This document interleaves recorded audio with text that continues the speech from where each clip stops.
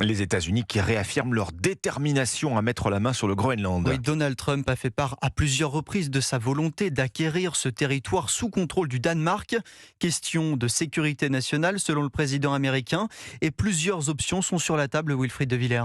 Une annexion par la force, scénario possible, certes, mais peu probable malgré les menaces répétées de Donald Trump, comme l'analyse le géopolitologue Frédéric Ancel. Je ne crois pas du tout à une intervention militaire. Autant la tête du régime vénézuélien était considérée officiellement comme ennemi, autant bien évidemment le Danemark et l'Union européenne de manière générale, pas du tout. De toute façon, les seuls soldats qui aujourd'hui se trouvent sur le Groenland, c'est déjà des soldats américains au titre de l'OTAN. Face à la rhétorique belliqueuse de la Maison-Blanche, les Européens, Danemark en tête, alertent sur un possible éclatement de l'OTAN en cas d'intervention militaire américaine. Alors comment est-ce que Donald Trump compte s'imposer sur le territoire arctique, peut-être avec un deal proposé directement au Groenland, façon de court-circuiter l'UE. Le piège, ce serait pour l'Europe de voir les États-Unis proposer et obtenir un accord mirifique sur le plan social, logistique, économique, beaucoup plus important que ce que le Danemark propose depuis des décennies au Groenland, à ses habitants de nuque, quoi. L'administration Trump travaillerait déjà sur un projet d'accord en ce sens, dans lequel le Groenland confierait aux États-Unis les prérogatives de défense de son territoire ainsi qu'une partie de l'exploitation de ses ressources naturelles.